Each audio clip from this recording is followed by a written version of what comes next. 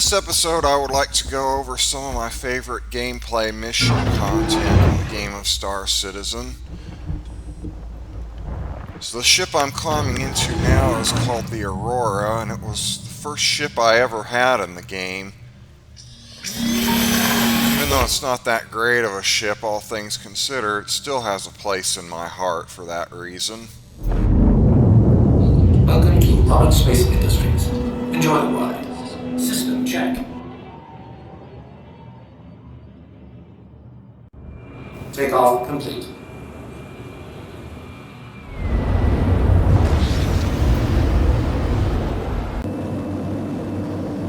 First, let's talk about delivery missions. These are one of the first missions you'll likely do in the game, assuming you don't have a ship that's that equipped for combat.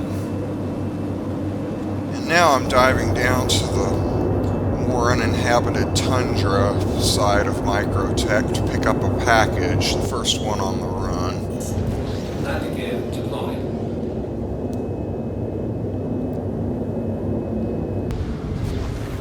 This whole tundra forest is another reason I like Microtech so much as a planet. It's very pretty. So I'll try to land here right by the outpost where the packages are. Since it is such a small ship, you also got to be careful of wind, like right now when you're landing. Landing complete.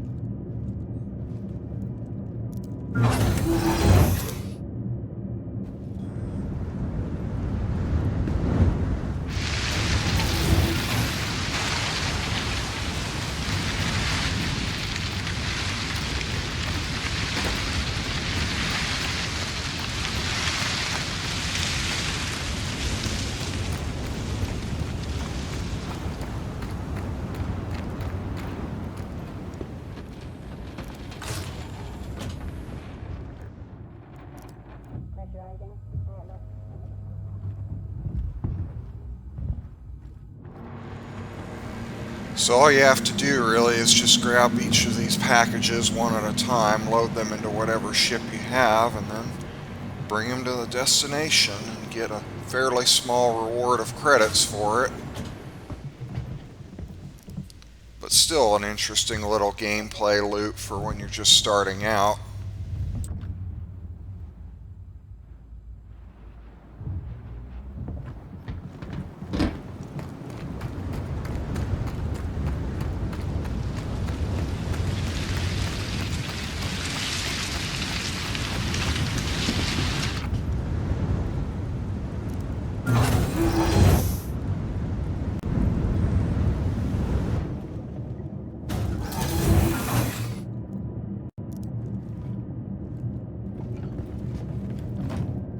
Luckily, you can just barely fit 3 packages in the Auroras.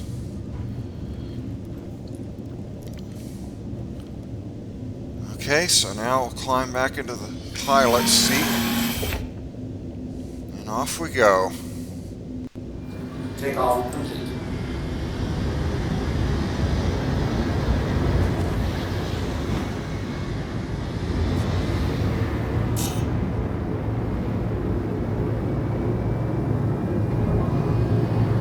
Landing gear raised.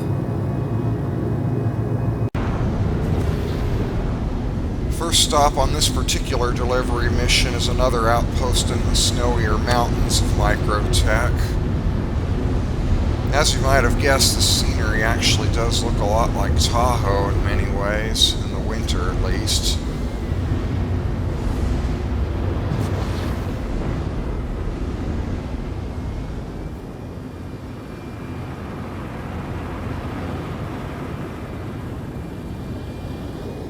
Landing complete.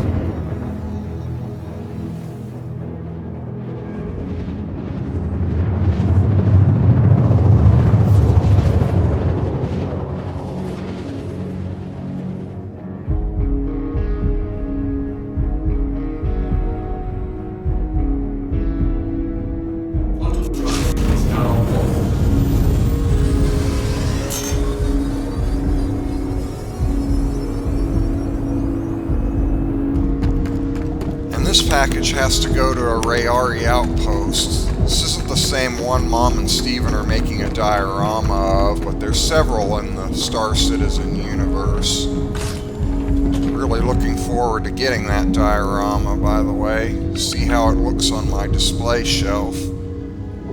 This is what it looks like on the inside of the outpost. They're basically a pharmaceutical plant company. Grows plants for medicine. Expect them to have more medical mission content in the future, but for now they're just a customer for delivery missions.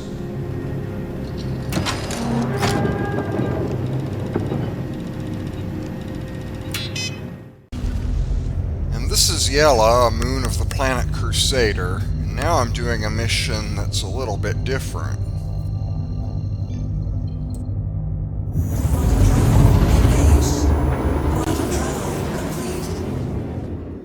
Basically what you have to do is pick up a probe from Port Olisar and then head out into the rings of Yela and deploy it at the marked location.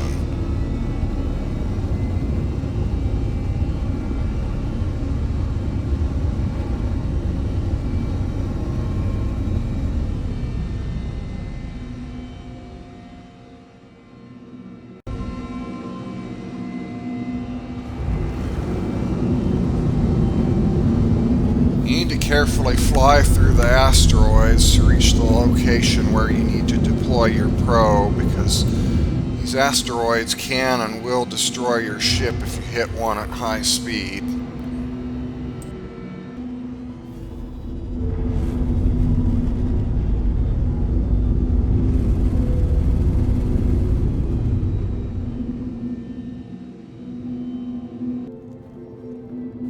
Once you've arrived at the location, you'll need to grab the probe and then head out your ship's airlock into space.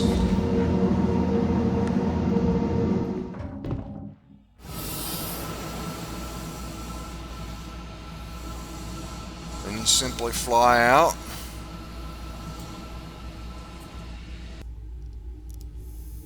Click activate. And the mission's done.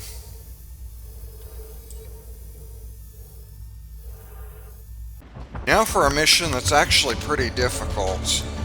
This one will send you to a wreck to salvage some containers of Zeta Prolanide, a volatile chemical that will begin to degrade and eventually explode once it's removed from its protective cage, as I just showed you.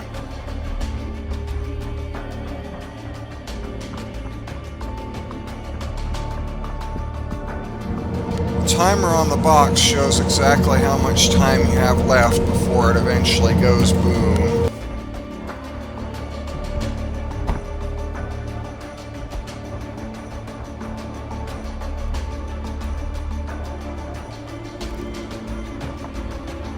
Since you don't have enough time to load the boxes one by one, you'll need to use the Multi-Tools tractor beam attachment to move them around and save some time.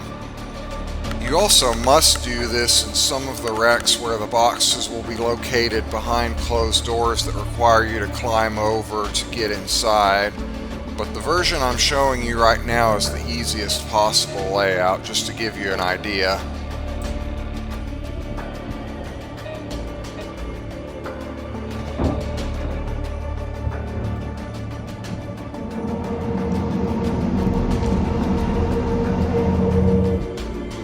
Then once you've got all four safely aboard your ship, hurry to the drop-off point.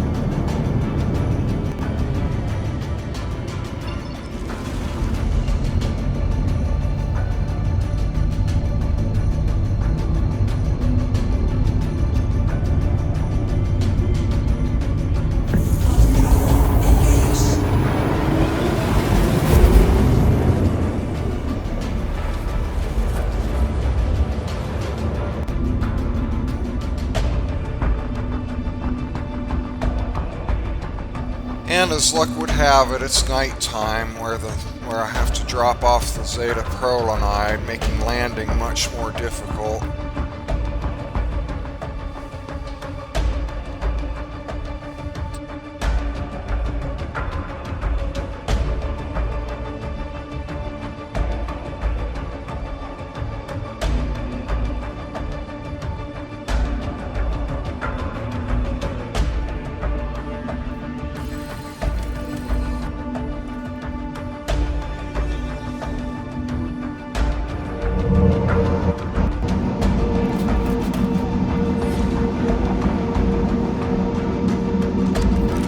Since you can only get so close to the drop-off box with your ship, you'll need to move them the rest of the way yourself.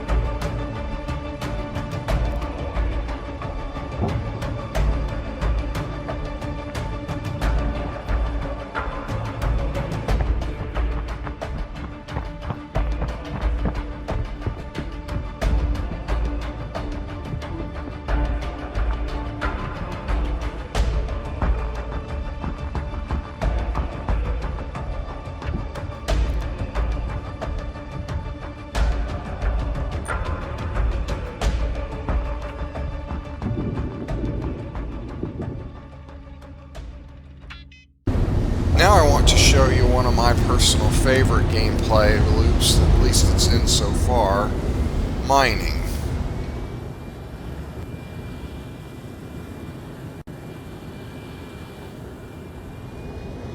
Landing complete.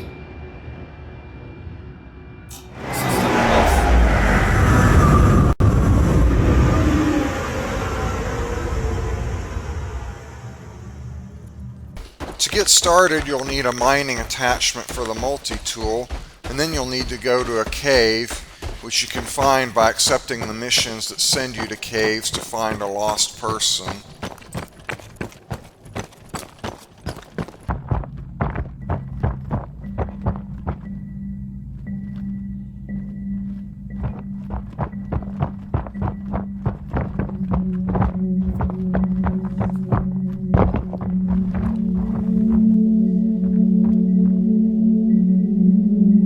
So once you've found a crystal deposit, you get your multi-tool out and scan it.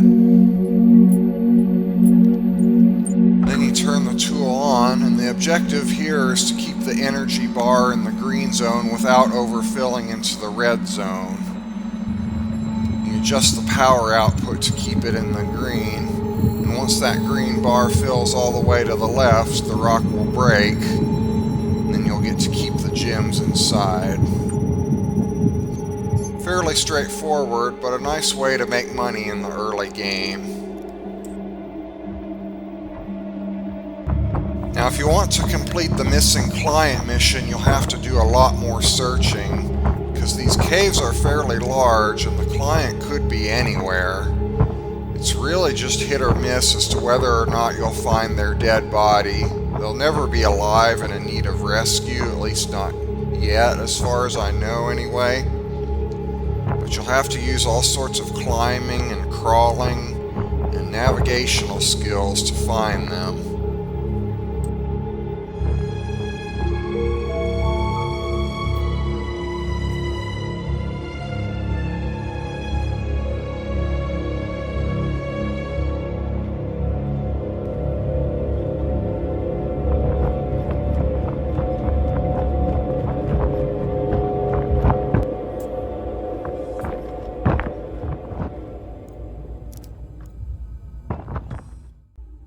Okay, so that's the entry tier of mining, but what about those larger rocks scattered around planets and moons? Well, to mine those, you'll need a prospector, which is a unique mining ship.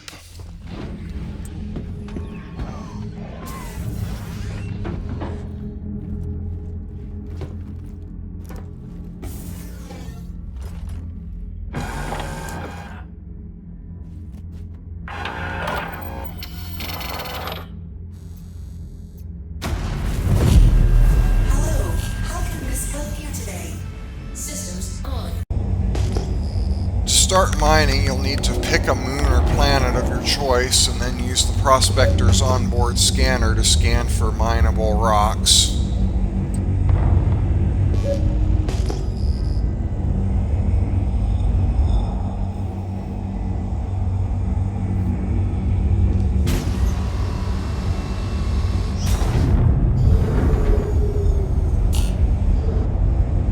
Once you've found some rocks, you can switch into mining mode to scan them individually and then determine whether or not you want to actually try to mine them based on the makeup of the rock.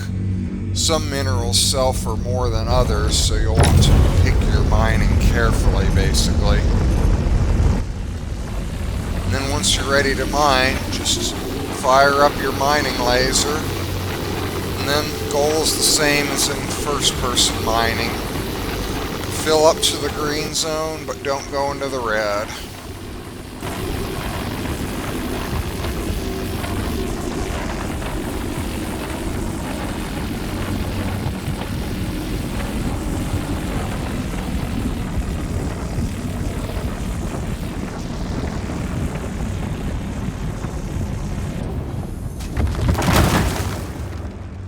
Now in prospector mining, the individual rocks will have to be broken down themselves, and these will generally be less forgiving as far as the optimal charge level. And by the way, if you let the red zone fill up too high, here's what happens.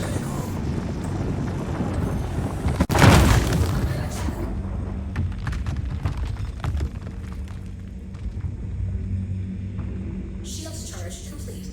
Extraction mode on. Once the chunks are small enough to actually harvest, you switch to extraction mode, and then after scanning them further to determine what you want to pick up, simply switch it on, and there you go.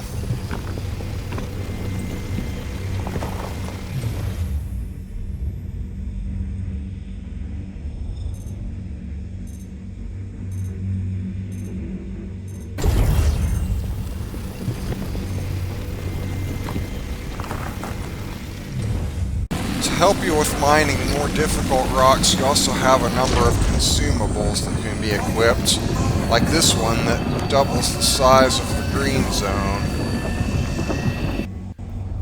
So now you've got a full prospector of ore and you need to sell it.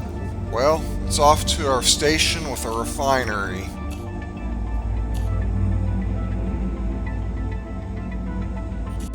Please proceed to assigned landing bay. This is ARC L1 Station, which is my personal favorite refinery because of its location in such a beautiful green nebula. Landing gear down.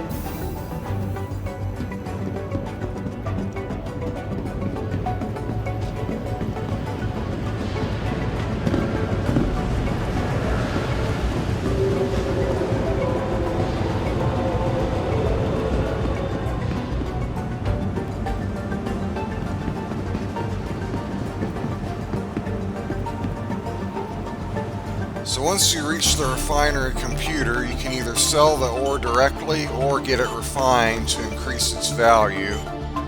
You can select which minerals you want to get refined as well as which method you want to use, with some methods being faster, having higher yields, etc.